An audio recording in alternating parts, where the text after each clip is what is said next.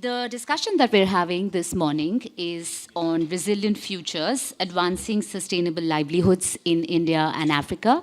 Just for a bit of context, this is a topic that we at the Observer Research Foundation will be working more closely on for the next 3 years as part of a project that we have started. But it's what we have here is a room of fantastic speakers who actually work on this topic. So before we begin, allow me to do a bit of context setting for this conversation. And yes, after the initial interventions, we would really want to hear from all of you. So we want this to be an engaging session. Come in with your thoughts, come in with your provocations. So India is home to 1/6 of humanity and of course is key to the achievement of the Sustainable Development Goals, while Africa, which accounts for about 18% of world population and also has the youngest population in the world, is also integral for achieving SDGs. Across India and Africa, millions of people depend on locally rooted livelihoods which are closely adapted to their distinct environments. These systems are being reshaped by increased economic fragility globally, by the pressures of climate change, by conflict, and also by geopolitical instability. Already progress on the SDGs is far too slow, and global poverty reduction has slowed to a near standstill this year. The global development agenda was fundamentally derailed by shifting geopolitical realities of 2025. However, in all of this, we find that large-scale government-led economic inclusion initiatives in India and in African countries can be effective, like India's National Rural Livelihoods Mission and Ethiopia's Productive Safety Net program. Both of these programs demonstrate how thoughtful programs which are backed by targeted investments can expand opportunities for the most vulnerable. These programs are grounded on principles of self-reliance, on collective action, community institutions, women's empowerment, and whole of society participation, and have been quite successful in strengthening local livelihoods. In today's session, we will explore how India and Africa can together promote sustainable livelihood models that protect both people and ecosystems. How can knowledge exchange between the two be deepened, as well as the role of technology and policy in innovations? I'm going to open this up for our first interventionist, which is going to be Uzumaka, who is Country Director, Management, Precision Development from Nigeria. So Uzumaka, I know that you've had some experience in working on the program Nigeria for Women, which also draws lessons or is based on the idea of collectivization of women for sustainable livelihoods, the way India's livelihood programs are. So what would you say have been the learnings from it, and how can such programs be scaled up?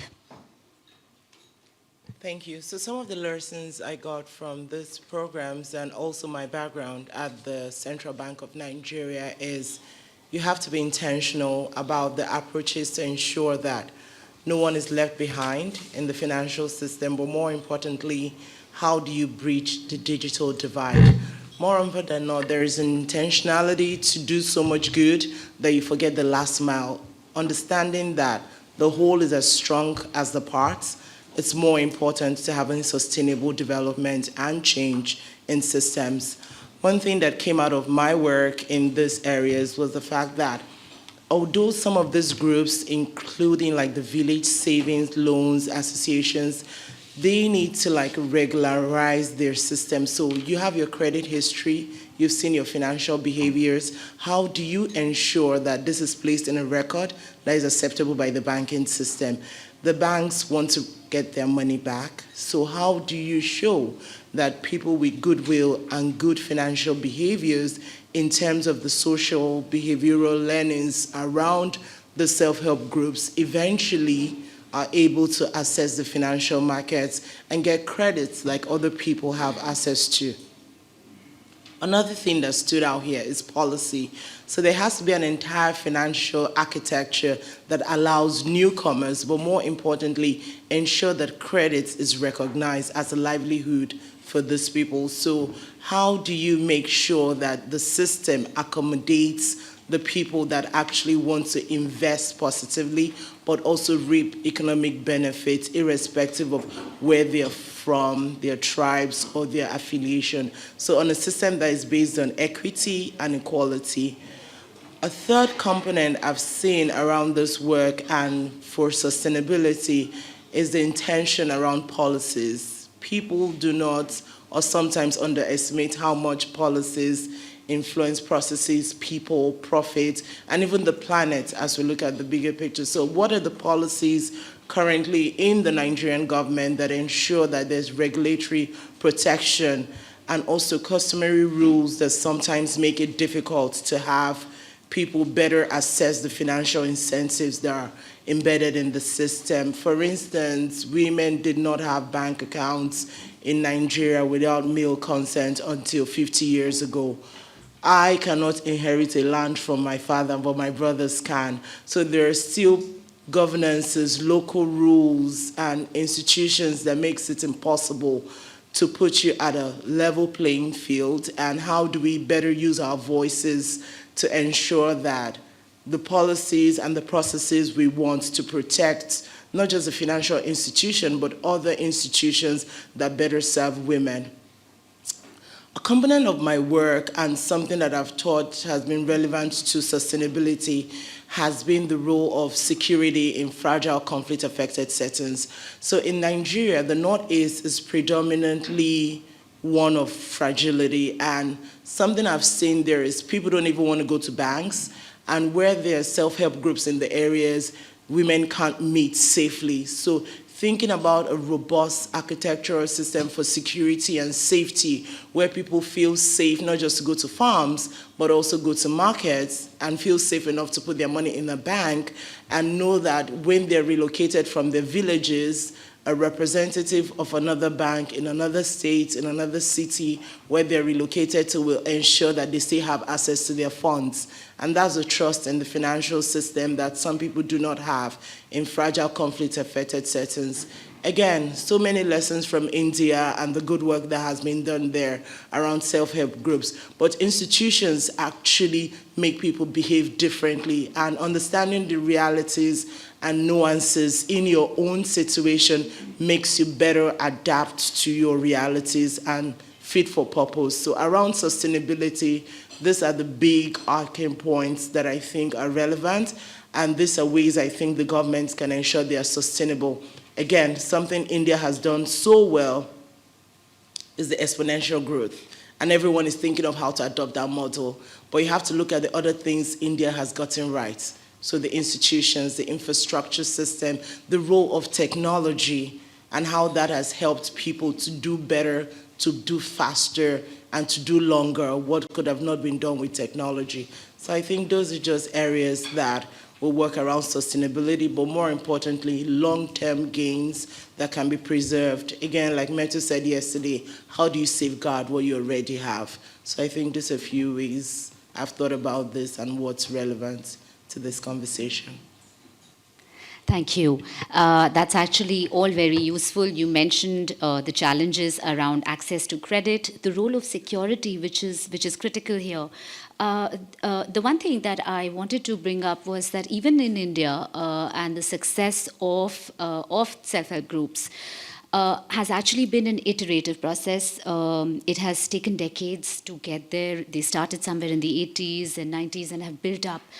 And one of the learnings has also been that it is not just a centralized national government role, but that the role of states in driving these programs is very important. So when you look at Nigeria, would you say that it has been more centralized, top-down, and or have states taken a lead? And is that possible? So, you know, in Nigeria, it is currently sponsored by the World Bank. So the World Bank tends to be very subnational to ensure that the states are carried along. I would say this, even the states need to take ownership.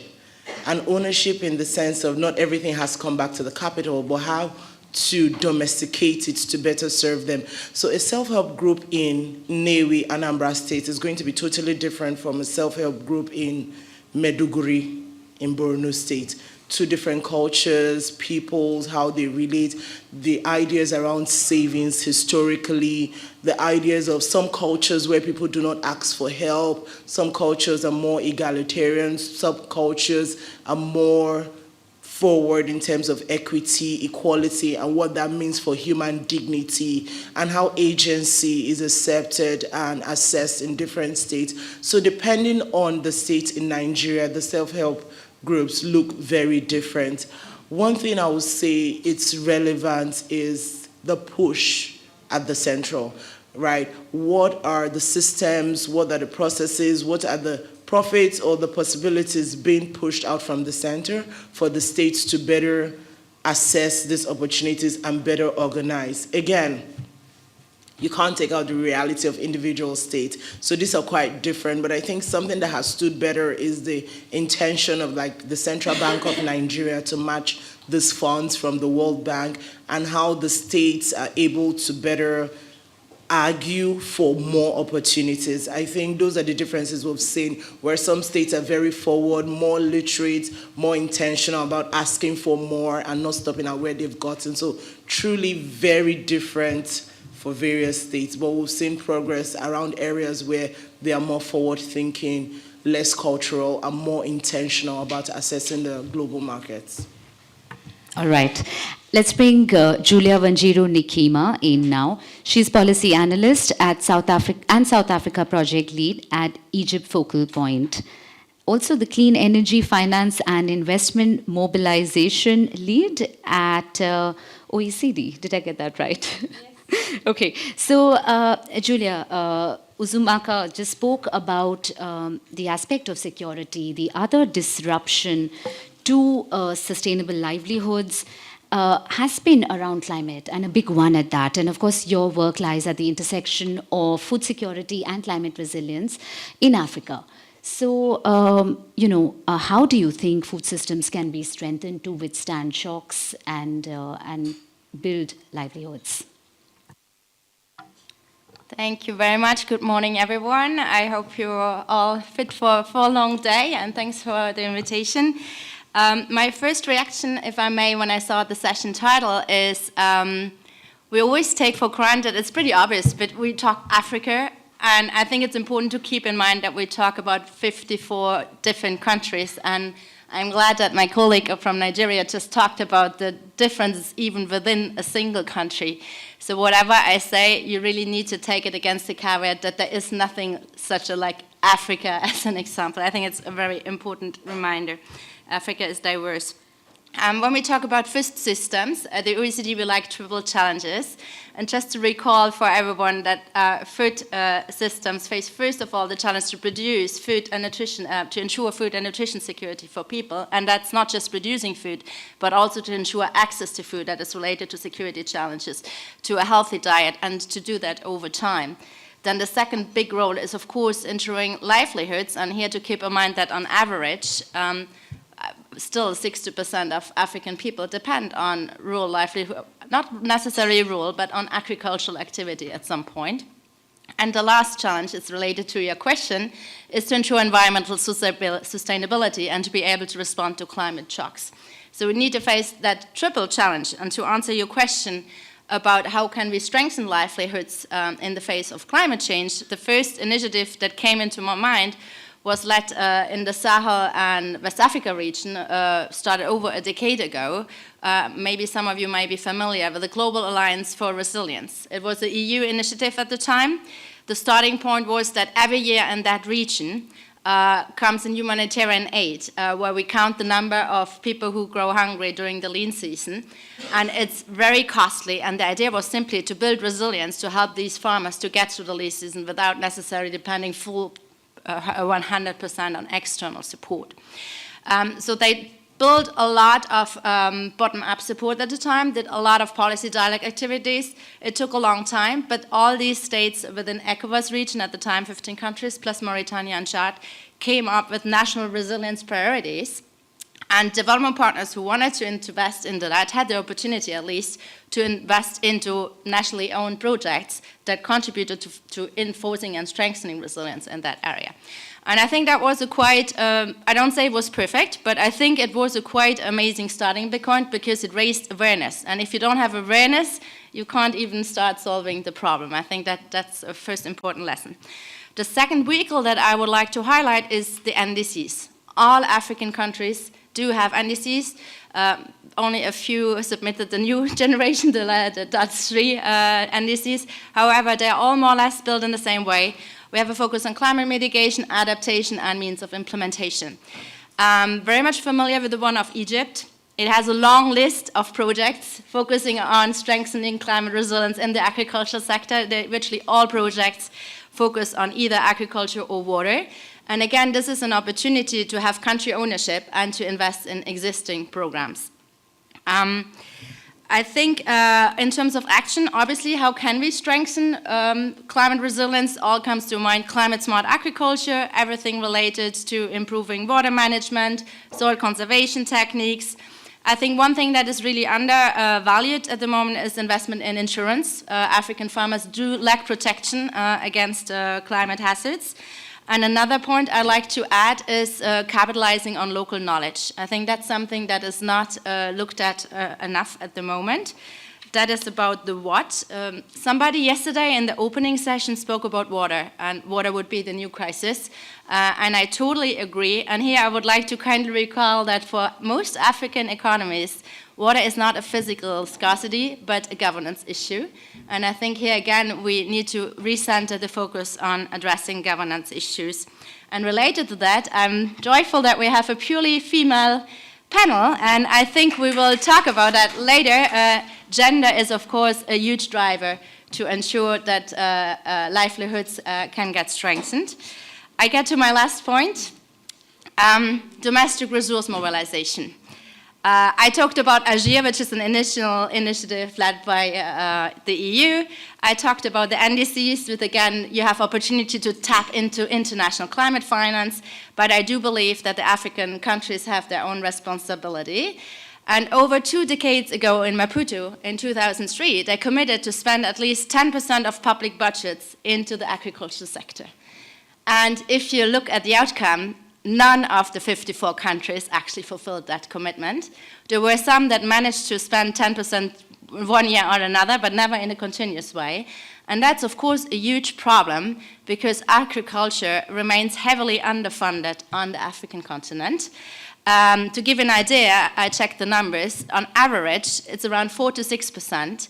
If you compare that to the European Union Common Agriculture Policy, they spend up to 38%.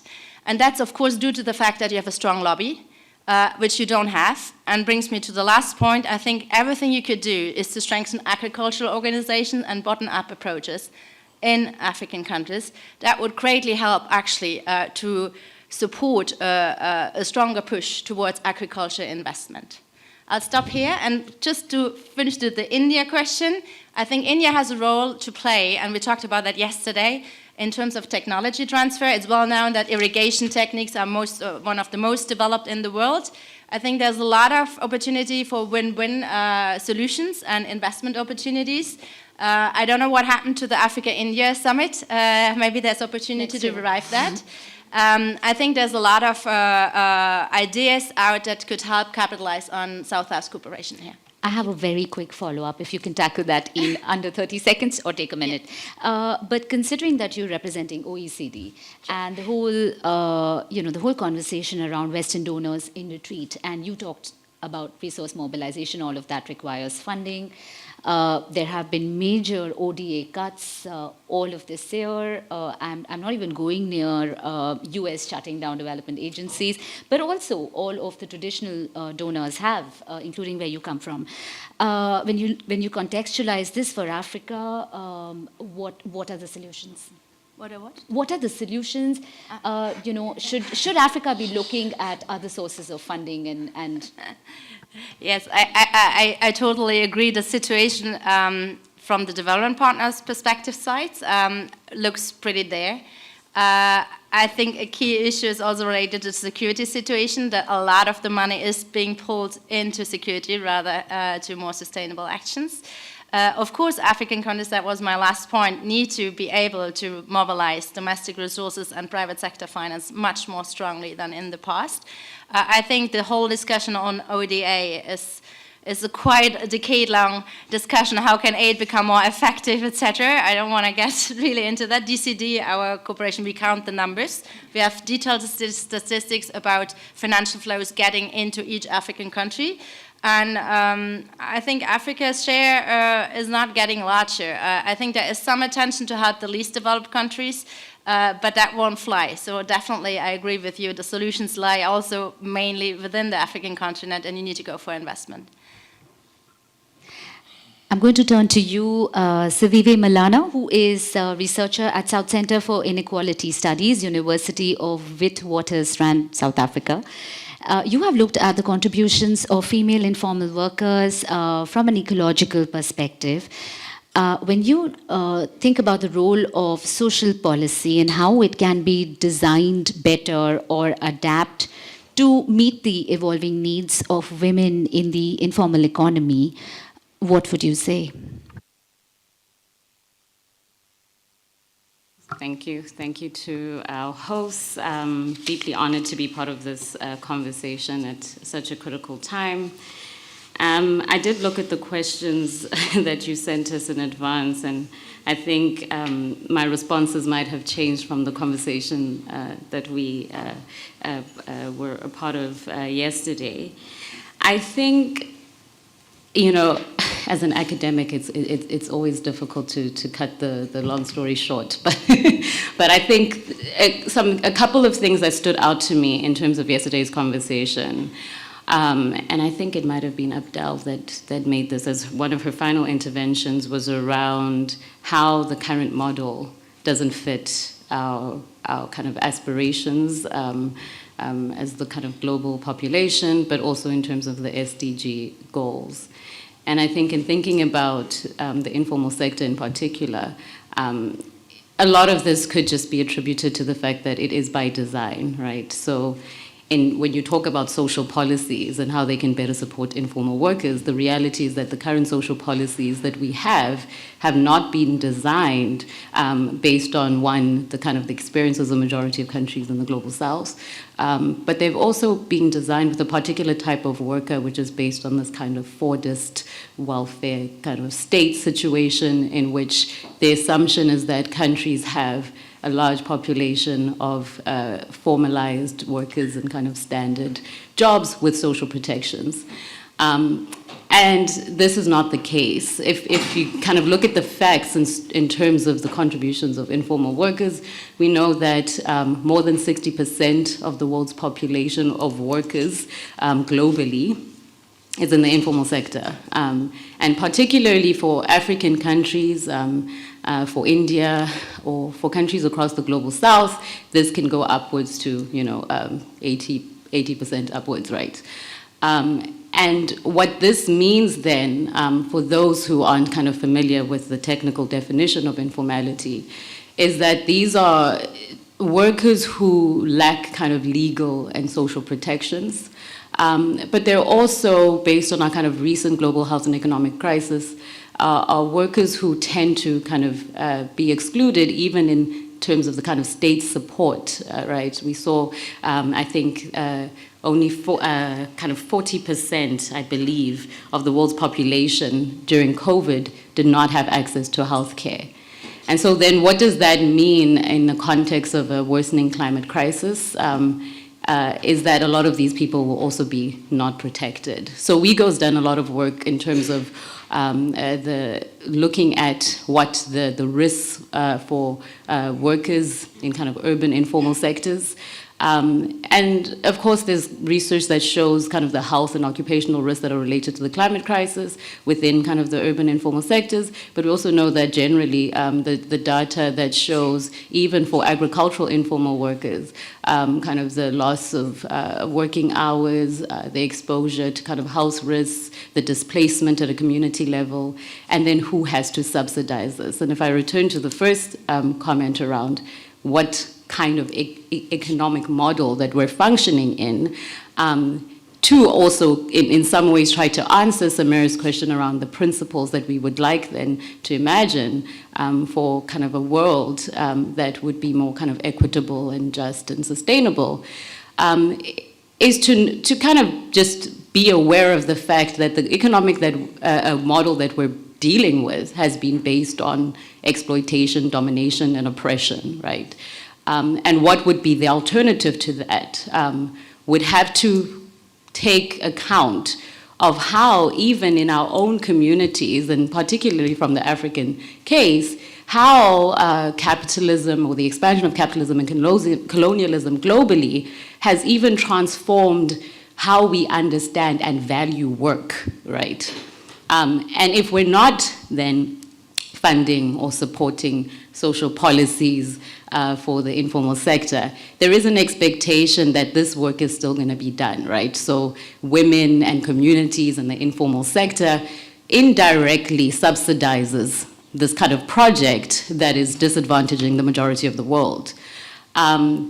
And so in thinking about then to your answer as well, but also trying to respond to kind of the values and the principles that an alternative might look like, is one that is obviously people-focused, one that values kind of social and ecological reproduction, that values the work of women and communities, and also supports it. So we can't get social policies if we also don't have kind of feminist macroeconomic policies and fiscal policies to support this. But that's also based on the fact that we understand that in our context where we have high levels of unemployment, a lot of people will not necessarily be covered through job-based social protections, right? But this is what is actually creating resilience and sustainability, right? If there's no incomes and growth does not filter down to the communities, people are still surviving somehow, right? And we need to support that through our fiscal policies.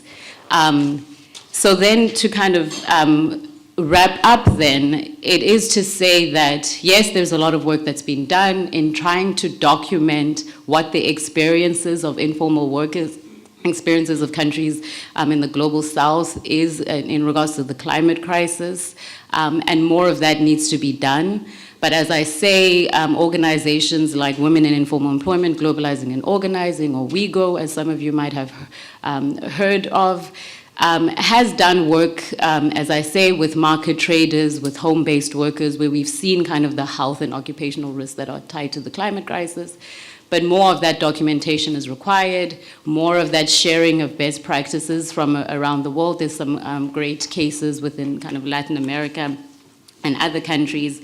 But also understanding, as I say, if we're saying that this kind of model has basically relied on the unpaid and undervalued work of communities and women in an informal economy, is to actually fund this through the state, but also through everyone who's actually benefiting from this labor indirectly, and to actually kind of value this work and put it in the kind of fiscal policies.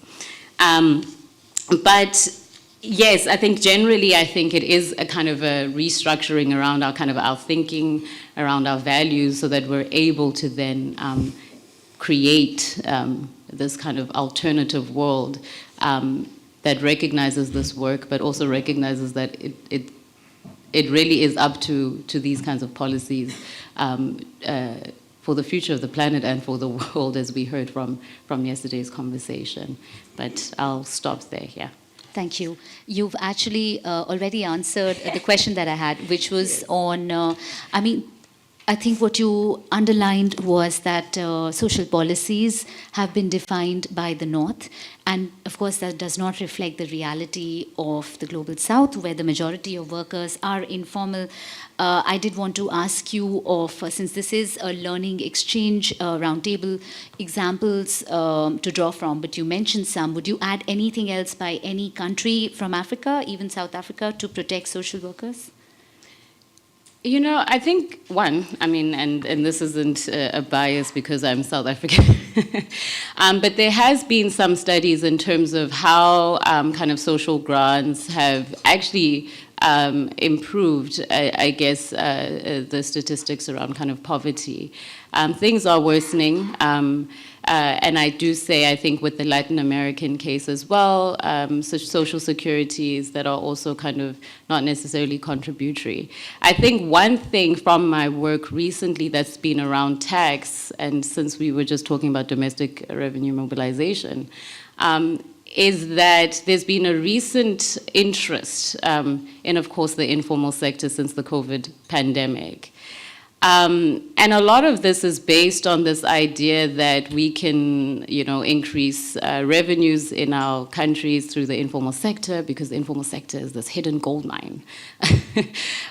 Whereas the data shows that, of course, these are workers who earn very low wages, but they're also contributing, right? So we're working on the assumption that informal workers do not contribute to taxes, because we're also looking at this as kind of income taxes.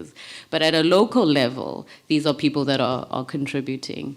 And I think if you look at it in that way, then there's an expectation that if you say that people are paying taxes for the common good, and that there's a responsibility, but also an expectation of what should be received, that this should also be something that is covered. Right now, we see in our markets that workers don't have access to ecological services, they don't have access to water, they don't have access to electricity.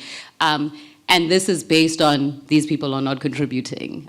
But that is not the reality that we've seen in our data.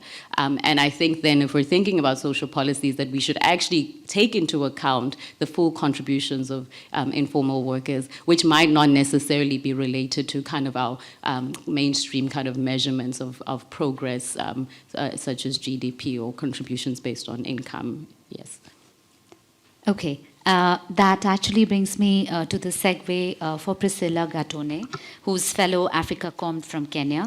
You've worked extensively on microfinance, on entrepreneurship, skilling and training at the grassroots level. Based on what Priscilla just, what Sivive just mentioned about informal workers and their contribution. We also are working in an environment in the global political economy where the need for reskilling is very high and economies are changing rapidly. So how do we ensure that workers are actually equipped with future-ready skills, all workers and especially women? Okay, thank you so much. I want to make it very easy for us to understand. I work mostly on TVET, so for people who don't know about TVET, TVET is the Technical and Vocational Education and Training. And basically the work that we do is to understand what are the barriers that women are facing when it comes to skill development. So you talked about informal sector, and the other colleague talked about gender and the issues that surround us. And I really want to get into the future of work. So when we talk about the future of work, what comes to mind? Yeah? So there's AI, there's green technology, there is issues to talk on how more people are going to lose jobs, etc. But then when it comes to the future of work, do we really sit to understand what the data says? So I want to really talk about the data that we have currently. So if you look at the World Economic Forum in 2023, they mentioned that 44% of work is going to be disrupted by AI. Then we're talking of 30 million jobs are going to be created through green technology. And at the same time, we're talking about AI is going to affect almost 86% of work. And it has around 4.6 trillion market value. So when you think about the future of work, these are like big words that don't really translate to a common person, which we call in Kenya hustler person, someone who is me and you. Like, how does this translate to us? So what is the data when it comes to women economic development and skill development? So if you think about it, a third of the global economy, that is 30% or so of women, are not in education, they're not in training, and they're not in employment. So that has to sink in, basically. And why are they not there? Because they lack literacy and foundational skills. So this is about people cannot read, people cannot be able to calculate, do basic arithmetics, and yet we are talking about AI. Do you see the disconnect? So that is one of the factors that you have to think about. Then the other thing, we look at the issue of AI. So it's only 22% of women who have AI skills, 22% professionals. And LinkedIn did a very interesting survey in 2024, and they looked at the number of women who have green skills. So maybe by checking around the room, how many of you have a green skill? What is a green skill? That is a good point, because nobody even knows what a green skill is. But basically, when we talk about the data, that is what women are asking. What is a green skill? Do I even have it? Should I have it? Is it dangerous for me? And what we see is the LinkedIn report said that if you look at What the is number, the green skill? You might have to tell us. I want to keep it like to the last point so that you can go like, aha, you know. But basically, if the LinkedIn report was talking about, if you take the men who have green skills, it's 1 out of 6 men have a green skill. And then 1 out of 10 women have a green skill. So basically, in a room of 10 women, 9 of them have no single green skill. But what is a green skill? So these are green skills are skills that relate to what we talk about climate change, talk about the transition into the green world. So this is aspects to do with agriculture, water, energy, waste management, and conservation, but how are they changing to the technological aspect of the future of work. So that's a green skill. Like, are you able to, for example, can you work on irrigation schemes? Are you able to do hydroponics farming? Do you have any opportunities to work on solar installation? Are you aware of upcycling? Are you able to take your old garment like jeans and make it into a bag? Upcycling. So these are some of the requirements that are needed into the world today that most of us are not doing and we don't have access to. And then I want to talk about another data. It's about the digital divide. We have around 90%, and this was a UNICEF report last year, 90% of girls and women from low-income countries have no access to data or connectivity, so they stay offline. And yet we're talking about the future being green, the future being AI, and the future being very brilliant. So we see there's a huge disconnect, and the question is, how can we address these issues when it comes to women? And we know a lot of women face a lot of challenges. So when I work on TVET, we are at the bottom of the skill development. We talk about climate change, we talk about, my colleague talked about NDCs. We see that when you talk about nationally determined contributions, every country has these steps that they want to achieve when it comes to climate change. But do they have a very actionable strategy when it comes to skill development? So we see that a lot of industries that contribute to, for example, the climate effects are governed by people, are implemented by people who are vocationally trained. So we are talking about plumbers, we're talking about typical electricians, etc. These are the people who are contributing, and agriculture, especially for women. They're the people who are contributing to the biggest challenges that we're seeing in climate change, but they're not trained on how they can actually affect issues. So when you think about this, we have to address these challenges that I just mentioned. We talk about basic foundational skills. So for you to be able to upskill and reskill, you have to be able to understand that we are at different levels globally in terms of women development and skill development, especially in African context. So foundational skills, how do you ensure this? So when you talk about support systems that you were talking about earlier, we have foundational skills come in. So you have to make livelihood training that foundational skills are part of the livelihood training. So it starts with combining entrepreneurship and something else like hydroponics, combining basic reading and counting and understanding the economic infrastructure with something else like climate change activities. That is the first aspect that we need to have. Then it's about looking at it from an ecosystem approach, because there's no woman who is going to learn about a skill or upskill when they don't have food. So it's about understanding how can the bigger ecosystem, safety nets, support system, active labor market forces be applied by the government and different partners to ensure that when women go to class to learn something new, they don't miss out on the food for the day. Can we provide that for that opportunity? Challenges like childcare.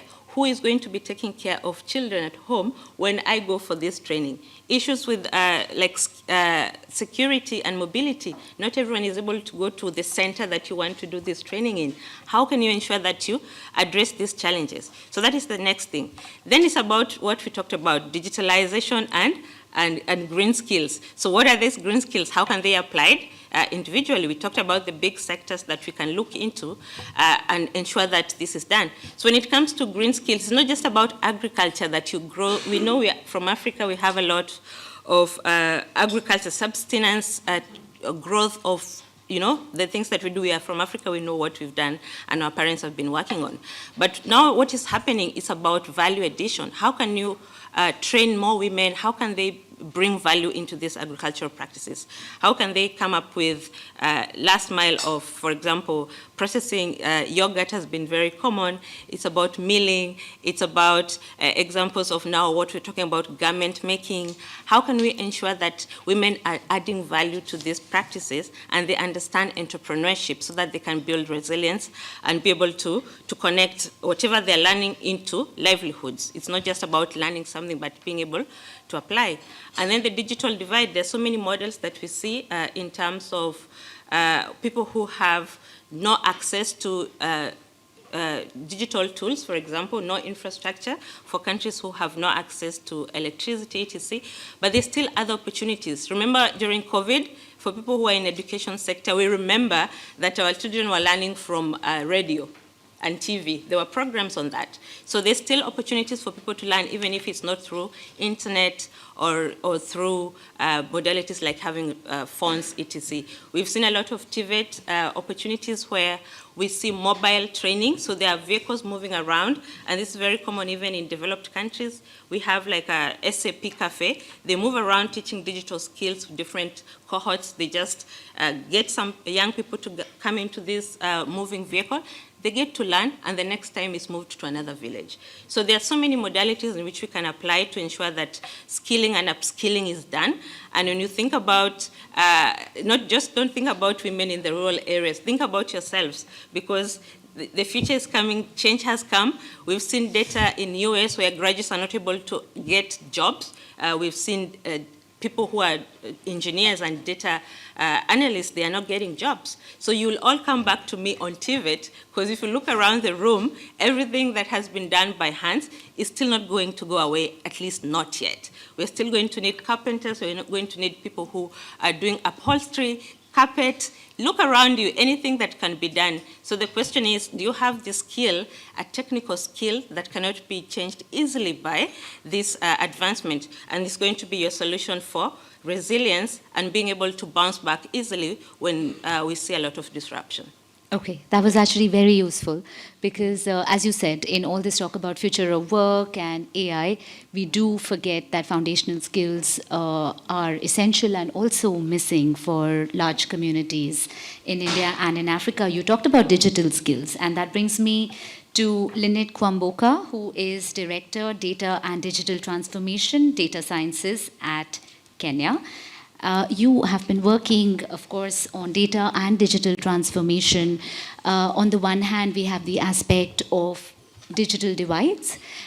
We also know that AI, which can deepen those divides, but it also has the potential for addressing at scale some of the big problems around education, around health, around finance access in developing countries. So how do you sort of balance both of those? Thank you very much, and good morning, everyone. I would like to pick up from where Priscilla left and advance it a little bit about thinking of the future of the workforce, not just the future of work. The focus on the future of work tends to focus more on what's the private sector thinking, what's NVIDIA thinking, what's Google thinking, Microsoft. But then we need to start changing that into what should governments be thinking about when it comes to workers, like you and I. And what is the workforce of the future going to look like? And how can they adapt to what the work of the future is going to look like? I'll start off by drawing comparisons between India and Africa, for example. the population of India is about 1.45 billion people. The population of Africa as a continent is about 1.5 billion people. But then when we have conversations, especially the AI conversation, AI is now centered in the US, in China, and there's a lot of trickle down that is happening in India because India has, the second largest population of AI users in the world. But then when it comes to Africa, we think about it as Kenya, South Africa, Nigeria, that division, devolving Africa then reduces Africa's power of also negotiating when it comes to AI. Think about, chips and skills and tools that are available for, the future of work when we're thinking about skilling and reskilling. A lot of this is inaccessible to Africa. Think about the, war that is happening between the US and the technological war, at least, the US and China. And now think about a country, for instance, where I come from, Kenya, that has about 60 million people. What level of negotiation can we actually have? So starting at that very macro level in terms of what can we negotiate for as, Africa, as India, and are we able to have a common front, really, to be able to have these negotiations. But then coming down, again, to what Priscilla said and what my fellow panelists have also mentioned, when it comes to skills are very, very important. AI is going to come, is already here, it's already disrupting jobs. When you hear, the big multinationals, firing 30,000 people, can you imagine in one day 30,000 people are just told your key card access is revoked? Now think about what that population would do in an African country, in a single country, and the kind of contribution that they would have, to the economy. We have become consumers of what is produced, and by, so doing, to what, she said, then we rely on global policies. It's what has been done up there, and when it trickles down, we will use it. But we need to have a conversation around the policies that happen and kind of the last mile parts of the policies. Countries in Africa, develop policies in two ways. One is if, the top leadership is interested in something, they come up with a policy that is favorable. And two is if a donor is interested in something, then they force the country to come up with a policy that is favorable to do that. A lot of the ways and the initiatives we look at skills in Africa, we look at technology in Africa, or at least in African countries, is very much determined by the developing world. And a lot of it is not by our governments and by the people. When you thinking about inclusion of people in the AI space, in the computing or digital space, a lot of these are coming from an interest that is external to the people. And when that happens, then you don't have a good grasp of what this is. You come up with a policy. A few weeks ago, Kenyans were making a lot of fun that we've become a graveyard of documents. But that last mile end of implementation, we can come up with a good policy around skills. We can come up with a good policy around, use of technology. But because then the implementation part does not happen, you find that there are all these nice, policies, but then no one is really benefiting from this. A second issue becomes when you subdivide, for instance, the African continent into very small units, then we don't have a big enough population that makes business or economic sense for us to be able to get the right kinds of investments going. A few weeks ago, the presidents of Kenya mentioned a few years ago they negotiated for Microsoft to build a green data center in Kenya using geothermal energy, and we know how hot data centers are right now. Only to notice that we produce about 20% of the kind of energy that is needed to actually run a data center as a country. Not, as a country, the amount of energy that we produce cannot even run. So you would need to shut down, the entire country, half the country, to be able to run a data center. But then we have Strive from Cassava Technologies in the south. We have minerals coming from Congo. We have very good skills in Kenya. We have, Egypt that is very good in robotics and manufacturing. We have, the West that is, very fantastic in innovation. What if we looked at technology and innovation and digital transformation from that point, right? You could think about, the US. A lot of the innovation happens in Silicon Valley, but then when you think about data centers, you're going to Virginia. When you're thinking about something else, you're going to a different state. So that a single country is not focused on trying to do everything, because even with that, by the time someone in a rural village is getting that service, it's very many levels down. And then we have something called the Universal Service Fund that tries to then, bridge that divide, trying to get people to pay so that people in the rural villages are getting, the services that they should get. But we also have things like load shedding. Think of, what happens when you decide to load shed. You look at the economically viable locations in a country, to be able to do that. So how do we make sure that we are bringing everyone on board? But then very finally, one of the things, of course, I'm sure a lot of us, even if you're not technologists, have heard that Steve Jobs said, build it and they will come. Digital public infrastructure and why that is also important when you're thinking about, artificial intelligence. We like to talk about, the rural communities versus the urban communities as these two very different populations. But then we have seen that very illiterate people have bought mobile phones because with a mobile phone, they have access to mobile money, technologies.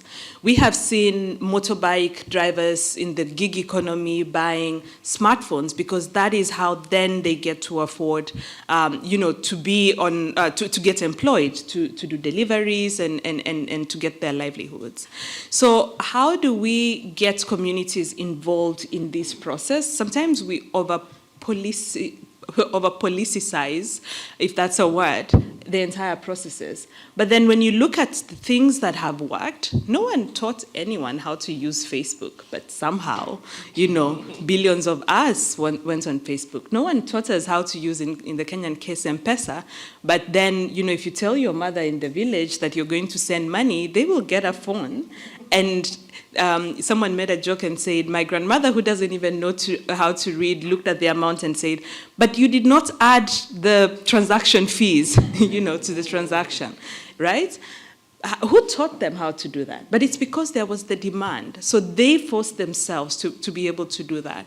So this is a challenge for us to produce things that people actually need. And when you do that, sometimes you don't even need policies, but you need policies to create the safe, guidelines and safeguards around exploitations and overuse by the private sector. But then when you build things that people actually need, be them, AI, green skills or, digital transformation, they will find a way of using them and they will find a way of being included in the economy. Thank you, Lynette. We'll now move to our last intervention. Meshta, you are the entrepreneur in this group. Meshta Khalid is founder EcoBees Tunisia. Lynette just talked about how technology has also broken the divides between rural, urban, and how access can actually just enable uptake. When you look at entrepreneurship, as someone working on social impact, how do you think governments and development programs can better support local entrepreneurs in scaling community-driven enterprises? So, hello everyone. So, as a perspective from a serial entrepreneur working on 3 different ventures, 2 in the green space and 1 in the medical space, I know one thing, that is startups and enterprises don't fail because they have weak ideas or weak talents in our region, but actually they fail because they don't fit into a system that are not built for them. So actually they are not there for them to grow. So basically here is the part where organizations and governments can involve and transform that.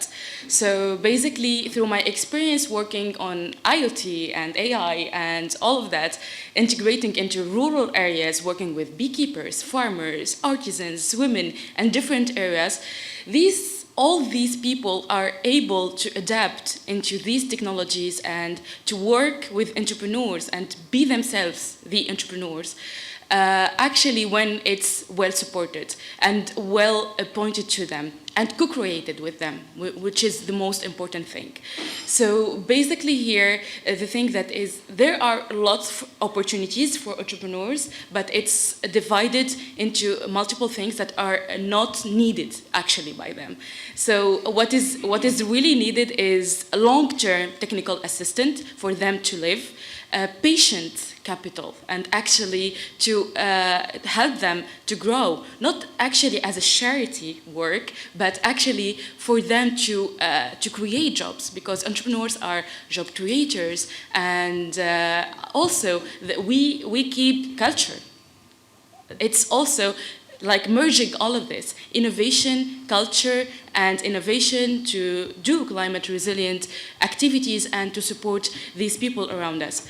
Basically, all of these is like have a very good impact into different scenarios of Africa and also India.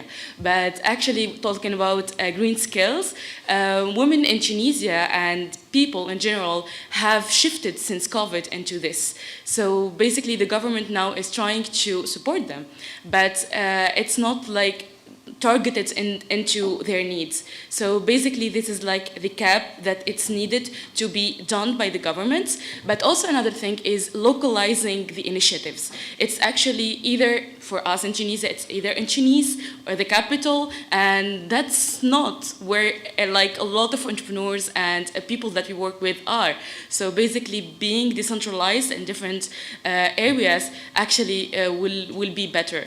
So another thing is actually AI and all of the tech can be adapted for rural places and people to adapt. Like you talked about adapting to getting a phone to do that. So basically, when we first entered the beekeeping industry to detect data, and for them that was like, what is IoT?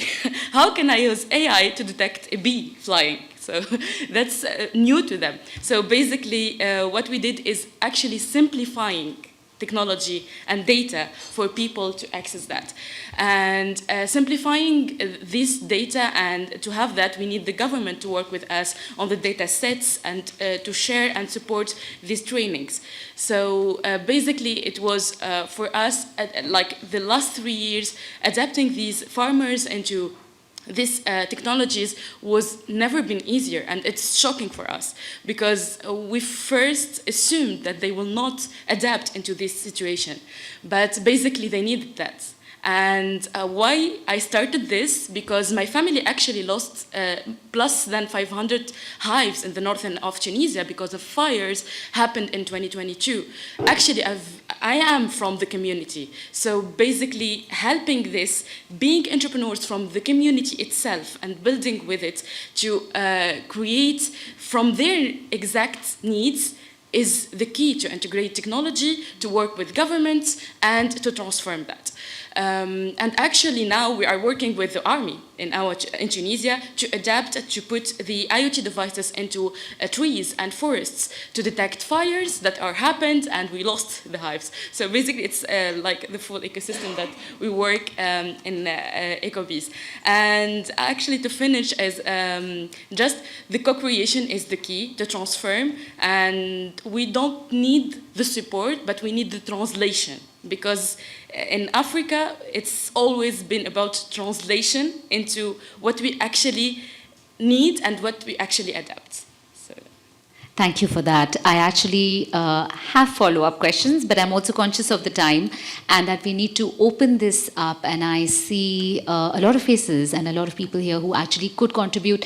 So I'll start with this side of the room and put your hand up, and I'll try and work my way like this around the room. Shama, you want to go first?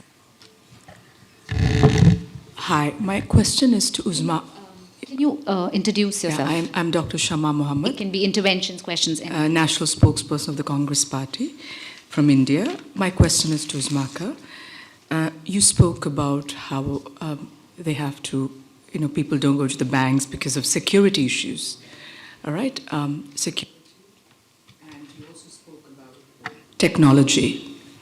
My question to you, maybe I digress a bit, but when we hear from India about Nigeria is about recently abductions of girls from schools. If you're not able to keep your most vulnerable safe, how do you expect do you expect the rest to be safe, in terms of this? And why isn't the Nigerian government not using technology for their intelligence to keep these girls safer? I fail to understand that this has been happening repeatedly. It's not something which happened this year. It's been happening repeatedly. And why not use technology to keep them safe? Why is no punishment, conviction? What are they doing to prevent this? Because once you have your most vulnerable safe, is then when you can go to banking and the rest of it. Thank you. All right. We'll come back to that. Yes. Tirthankar from WRI. So, yes, slightly related, but on a larger issue is that it ultimately boils down to how you actually meet your development goals, right? So and over there, the role of energy becomes very important. Like, how do you actually provide a reliable, affordable energy? So I'm not even talking about clean or brown or just the electrons. When you put the electrons in the line, they don't have any color. So I think over there, there is a scope for providing reliable energy with the DRE systems and all of those. And in that context, data plays a major role. Like, where do you put up the most efficient solar panels and thereby attract private investment or any kind of funding for that? Because investment only flows when there is a reliability of production of energy units. And that can be anywhere. Like this, it links back to the development, because there are studies which shows that, again, it's not the Western model we need to follow, because we do precisely believe that the per capita energy consumption to meet at least 0.7 HDI doesn't necessarily be the European levels of energy consumption. It can be the other levels, which can be much lower, because we can leapfrog it. So I think there is a role of energy to actually also to provide, and there is intertwined, it is the data, which is like it can be used, and the alternative sources of data, because today you have all the GIS-based information and all. We are not possibly optimizing their power to actually make decisions.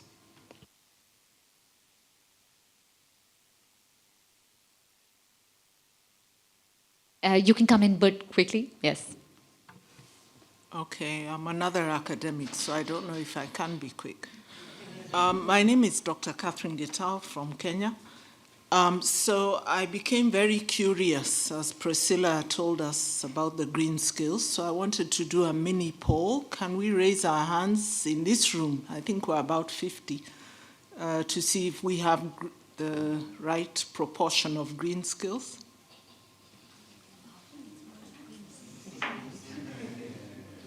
And maybe Lynette can help us do a quick count, since she's the data scientist.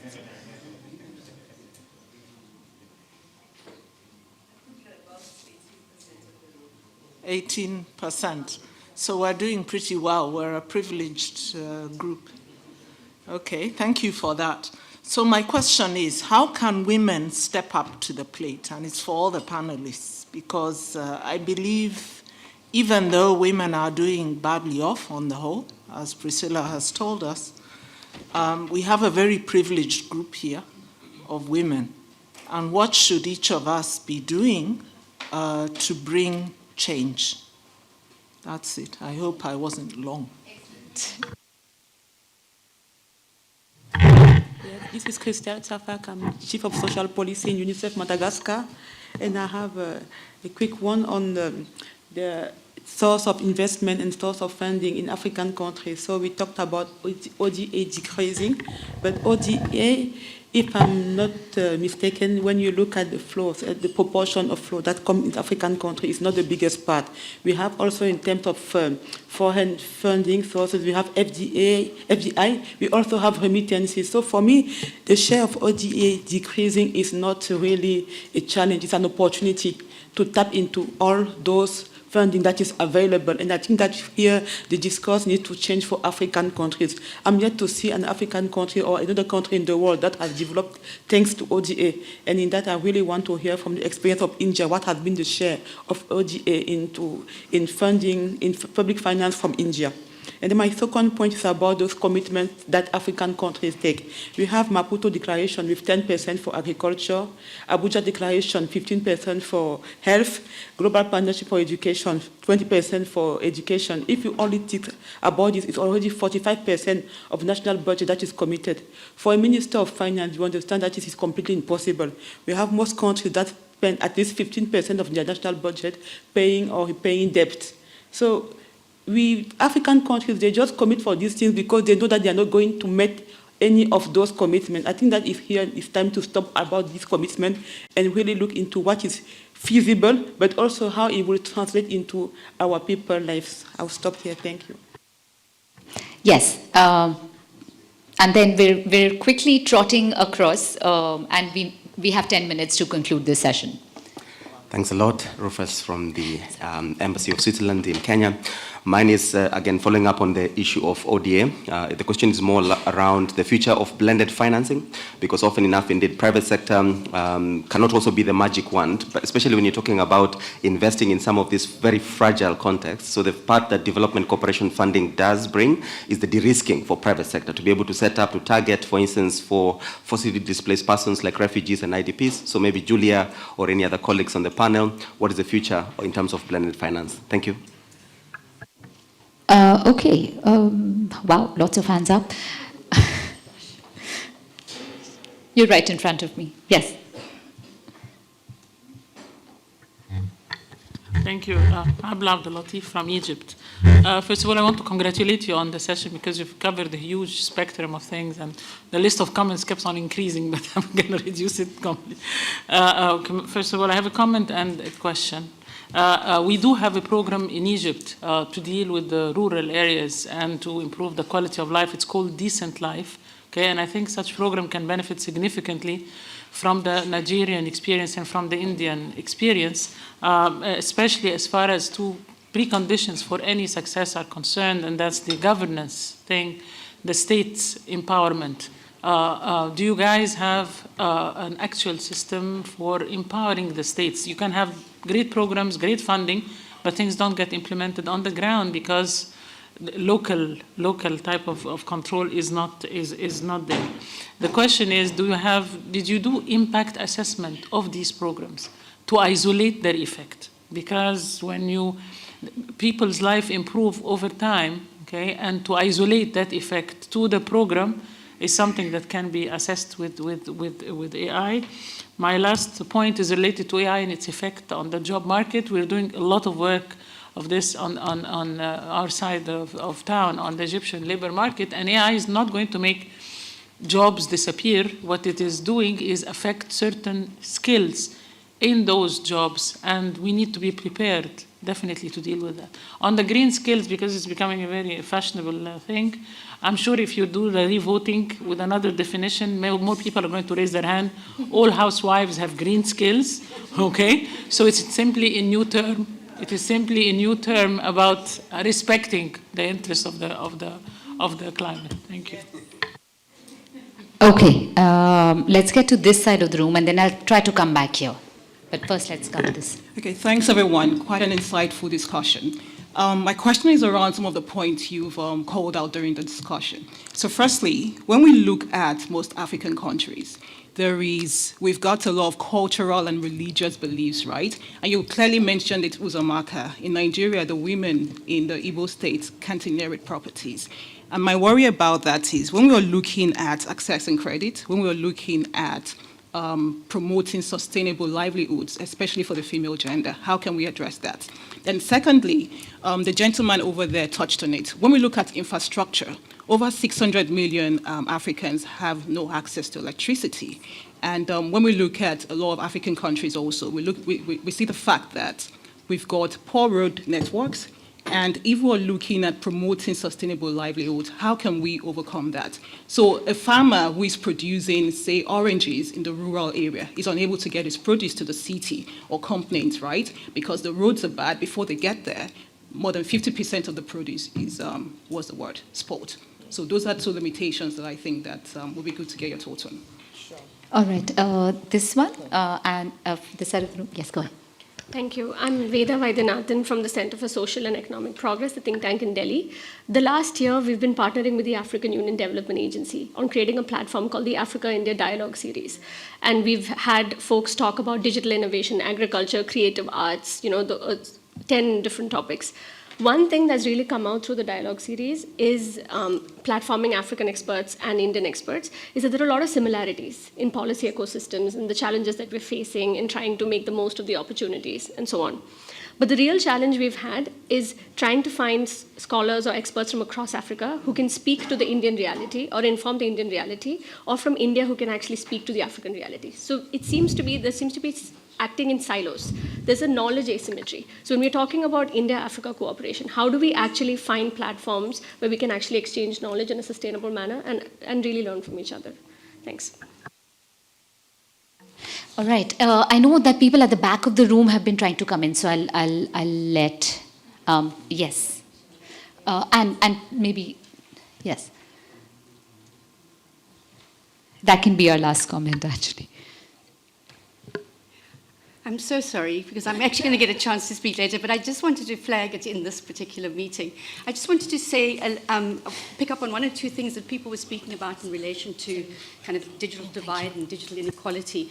And I think just also in the context of the work that we've done within the G20, particularly around DPI, but also about the informal sector. And in the G20 context, SMEs and SMMEs all putting in one lump and dealing with innovation, when we know from our Africa surveys that most informal sector firms are not digitized. In that sense, they don't have access to the internet and they're not using it effectively. So I just wanted to flag within this context that the importance of digitization is a cross-cut across all the issues that were spoken, and I know many of you are speaking about specifically, but it's absolutely critical to address some of these economic issues we're facing. So the whole continental free trade area is not going to get going until we address the underlying digital problems. And in this regard, DPI is now being held up as a big, obviously, India import, but also a solution to many of us working in the region. So just to point out that there's this Pan-African initiative with the African Development Bank and the AU around the G20, reviewing DPIs, digital public infrastructures, for Africa, by Africa, because our conditions, while there are very many similarities, it's also very different. So if countries want to kind of be in touch on that initiative, there are a lot of opportunities to addressing some of these problems. That is an excellent note to wind up this discussion. We've actually run out of time, and we do have the first plenary starting soon. We have, as Abla said, covered a lot of ground in this discussion, and for that I really want to thank all of our speakers. Absolutely excellent interventions. This is what we needed to build our work, and thank you to all of you for actively participating in this discussion. I'm going to hand over briefly to my colleague Shubh, who is Head of Partnerships at ORF, on why this discussion is important for us. Thanks, Sunena, and thank you to all the speakers who joined us, and of course the room is also oversubscribed, so thank you so much everyone for taking out the time and joining us this early in the morning. As Sunena mentioned, we have run out of time. We'll have the first plenary session starting in 15 minutes. But before we leave, the reason we hosted this particular roundtable at Cape Town Conversation was because we at ORF are embarking on a very interesting project. We are looking at various programs that have been initiated by governments in India and different parts of Africa. As the descriptor of this roundtable suggests, India has launched something called the National Rural Livelihoods Mission. Ethiopia has something very similar, and other countries in Africa are also embarking on some of these policies. And the purpose of the project that we've embarked upon is, can we learn from each other? What is Ethiopia doing right, what it is doing wrong? What is India doing right, what is India doing wrong? Sharing these stories, sharing our experiences, sharing our learnings are very important as we progress towards the development goals that we've all sort of embarked upon in 2015. Goes without saying, it's unlikely we meet many of them, but this is a time, in fact, to now start thinking what happens beyond 2030.